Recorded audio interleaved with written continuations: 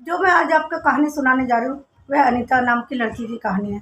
अनीता जो थी वह नोएडा शहर में अपने परिवार के संग रह रही थी। अचानक ना जाने क्यों उनके घर से बहुत शोर-शराबे की आवाज़ आने लगी। बहुत चिल्ला रही थी अनीता कि बचाओ, बचाओ। इतने में पड़ोसी आते हैं, दरवाज़ा नॉक करते हैं और दरवाज़ा खुलवाते हैं। जब दरवाज़ा खुलवाते हैं तो पता चलता है कि अनीता ने अपने आप को दूसरे कमरे में नॉक कर दिया और परिवार वाले से पूछते कि क्या हुआ? तो वह पड़ोसी को धमका के भगा देते कि ये हमारे घर का मामला है, तुम हमारे दरवाजे में क्यों नॉक कर रहे हो? तुम यहाँ से चले जाओ, हमारे घर का मामला हम खुद सुलझा लेंगे। फिर वह पूछने लगे अनीता कहाँ पे है? वह कहने लगा अनीता अंदर काम कर रही है, लेकिन तुम अब हमारे घर से चले जाओ, हमारे घर से तुम्हारा कोई लेना देना नहीं है। पड़ोसी को तो वह किसी तरह भगा देते हैं घर से, डाँट डपट के कि हमारे घर के मामले में दखल मत दो। लेकिन वह घबरा जाते हैं कि आवाज़ बाहर तक चली गई, हमने अनीता को मारा पीटा है, शायद बाहर वालों को पता चल गया। वह तुरंत अनीता का दरवाज़ा नॉक करते हैं और कहते हैं दरवाज़ा खोलो। वह कहती है मैं दरवाज़ा नहीं खोलूँगी, तुम सब मुझे इतना मार रहे थे सब मिल के, तुम मुझे जान से मार दोगा, मैं दरवाज़ा नहीं खोलूँगी। वह अपने परिवार वालों को फ़ोन करती है, मम्मी पापा को फ़ोन करती है, मुझे तुरंत यहाँ से ले जाओ, मेरे परिवार वाले मुझे मार रहे हैं, वह जान से मार देंगे यदि तुम मुझे आके यहाँ से नहीं ले जाओगे। तुरंत उसके अनीता के मम्मी पापा वहाँ पहुँचते हैं और आने के बाद सारी बात की जानकारी लेते हैं। अनीता उन्हीं के सामने कहने लगती है, ये लोग मुझे रोज़ तंग करते हैं, दहेज के लिए मारते हैं पीटते हैं, लेकिन मैंने तुम लोगों को कुछ नहीं कहा, लेकिन आज तो इन्होंने हद कर दी, पूरा परिवार मिलकर मुझे मार रहा था। कहते ये लाओ वो लाओ, तुम क्या लाई हो दहेज में, ऐसे करके मुझे हमेशा परेशान करते हैं। आज तो इन्होंने मुझे बहुत मारा, यदि मैं कमरे में ना भाग के जाती और दरवाज़ा नॉक ना करती, ये मुझे जान से मार देते सारे मिलकर। अनीता के मम्मी पापा अनीता को अपने साथ ले जाते हैं और पुलिस में रिपोर्ट कराते हैं और जब कोर्ट में फाइल दर्ज होती है कि हमें तलाक चाहिए और अनीता को कुछ दिनों बाद तलाक मिल भी जाता है। अब वह अपने मम्मी पापा के साथ खुशी खुशी रह रही थी, लेकिन परिवार में उनके जो अनीता की भाभी भी थी, भाई भी थे, मम्मी पापा थे। भाभी को ये बात बिल्कुल भी अच्छी नहीं लग रही थी कि उनकी नंद अपना परिवार छोड़ कर हमेशा के लिए मेरे पास आ गई। वह बहुत चिढ़ने लगी थी अनीता से। वह सोचती है कि ये तो हमेशा के लिए यहाँ आ गई, अपने ससुराल से उसने तलाक ले लिया, अब तो जाएगी नहीं। उसके मन में तरह तरह के विचार आने लगे कि अब इसको भी हर चीज़ की सुविधा मिलेगी और मेरा जो हक है इस घर में कम हो जाएगा, इसको भी सारा हक मिलेगा, तो ऐसे में मेरे बच्चे और मेरे को कहाँ कुछ मिल पाएगा। ऐसे करके उसकी भाभी जो चिंता में पड़ने लगी। अनीता की भाभी ने एक मन प्लान बनाया, क्यों ना हम इसकी दूसरी शादी करा दें। और वह अपने मम्मी पापा से बात करने लगी जो अनीता की भाभी थी और कहने लगी मेरी नंद के लिए एक लड़का ढूंढो। और वह कहने लगी कैसा भी लड़का हो, कुछ भी हो, हम मुझे उससे कुछ लेना, बस मैं अपनी नंद की शादी कराना चाहती हूँ। उसके मम्मी पापा कहते ठीक है, कुछ ही दिन में हम तुम्हारी नंद के लिए लड़का देख देंगे। और उन्होंने कुछ दिन के बाद एक लड़का देखा। अनीता को वो लड़का बिल्कुल पसंद नहीं आया, लेकिन अनीता की भाभी कहने लगी परिवार बहुत अच्छा है, तुम लड़के की तरफ मत जाओ, बहुत गुण है लड़के में। और उसको तैयार कर लिया शादी करने के लिए और अपनी नंद की शादी धूमधाम से करा दी। लेकिन यहाँ पे भी अनीता के दुख कम नहीं हुए। जैसे वह शादी करके जाती है वहाँ पे उसका आदमी भी शराबी निकलता है, मारता पीटता है। उसकी भाभी ने उसके साथ धोखे से शादी करा दी थी। वह जानती थी कि वह लड़का सही नहीं है, फिर भी उसने उसकी शादी करा दी थी, क्योंकि वह तो अपने घर से उसे भगाना चाहती थी। इसलिए अनीता की ज़िंदगी तो और भी नरक में चली गई। कितनी दुख की बात है, उसी की अपनी सगी भाभी ने ऐसा किया।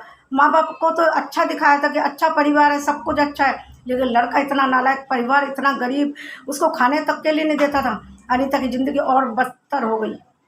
अनीता सोचने लगी अब तो मेरी ज़िंदगी और भी नरक हो गई है। वही हिसाब हो गया, कुएं से निकली खाई में आके गिर गई। भाभी ने मेरे संग ये ऐसा क्यों किया, मेरे संग धोखा क्यों किया, कितना बेकार लड़का था। वह कहती थी मैं अच्छे से जानती हूँ इस लड़के को, फिर भी मेरी शादी इस लड़के से कराई। उसने अपने मम्मी पापा को बोला ये लड़का तो उससे भी ज़्यादा ख़राब निकला, ये मुझे खाने को भी नहीं देता, ना कपड़े कुछ भी नहीं देता, अब मैं कैसे ज़िंदगी गुजारूँगी। जो अनीता की मम्मी थी अपनी बहू से पूछती है तुम्हें पता था वह लड़का कैसा, फिर भी तुमने अपनी मेरी बेटी की शादी उससे करा दी। वह कहने लगी उसकी बहू कि और कैसे मिलेगा उसके लिए लड़का, तलाकशुदा लड़की के लिए और कहाँ से अच्छा रिश्ता मिलेगा, जो मिल गया उसी में खुश हो जाओ।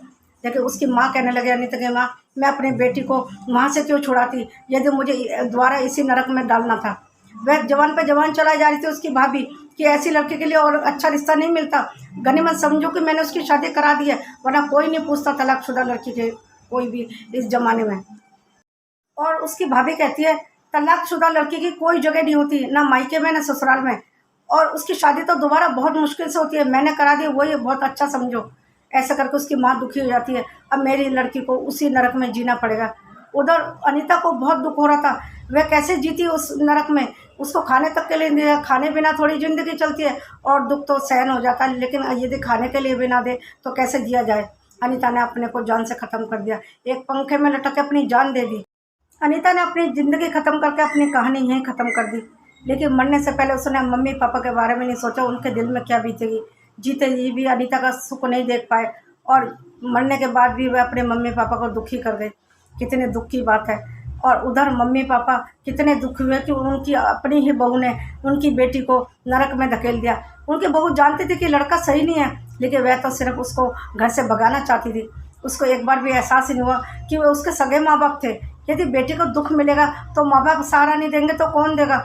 उसने एक बार भी नहीं सोचा, उसका भी तो मायका है, वह अपने मायके में यदि यहाँ पे कुछ हो जाएगा तो अपने मायके नहीं जाएगी। उसने एक बार भी नहीं सोचा यदि मेरे संग ऐसा होगा तो मेरे मायके वाले भी मेरे साथ ऐसे करेंगे तो क्या होगा।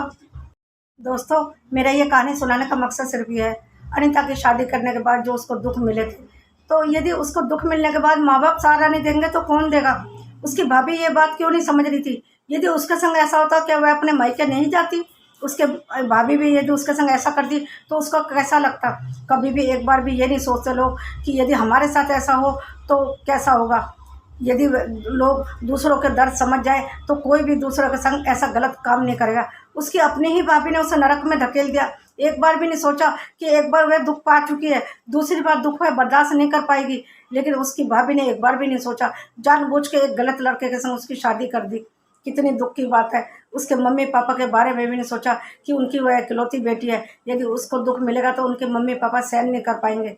वह इतने सुखी से रह रही थी, उसको इतना प्यार दे रहे थे ससुराल वाले, तो फिर वह अपनी नंद से क्यों जलती थी। नंद को थोड़ी कुछ दे रहे थे, नंद के द्वारा अच्छा लड़का मिलता तो शादी शायद कर देते माँ बाप। लेकिन उसकी भाभी ने एक बार भी ये नहीं सोचा, उसकी सिर्फ ये सोचा कि उसको कैसे घर से भगाऊं। बहुत गलत बात है। हर लड़की को ऐसा सोचना चाहिए। हम भी ससुराल में आए हैं और मायके भी हमारा वैसा ही है जैसे हमारी नंद का होता है। सबका एक समान हक होना चाहिए, क्योंकि यदि हम इस घर की बहू हैं तो हम भी तो मायके में जाएंगे। यदि हमारी भाभी हमारे साथ ऐसा करेगी तो हमें कैसा लगेगा। इसलिए किसी को भी ऐसा नहीं करना चाहिए अपनी नंद के संग, क्योंकि ये सोचना चाहिए कि सबके संग ऐसा हो सकता है, किसी के संग भी ऐसा हो सकता है।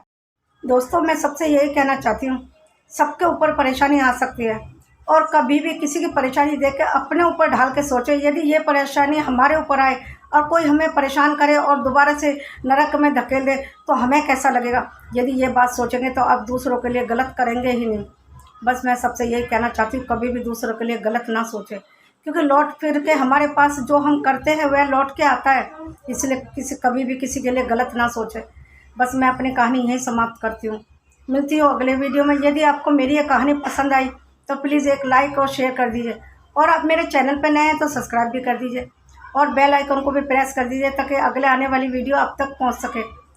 और हाँ, कमेंट तो ज़रूर कीजिए आपको मेरी ये कहानी कैसी लगी। मिलती हो अगले वीडियो में एक नई कहानी लेके। तब तक के लिए नमस्कार। अपना और अपनों का बहुत ध्यान रखें। Thank you.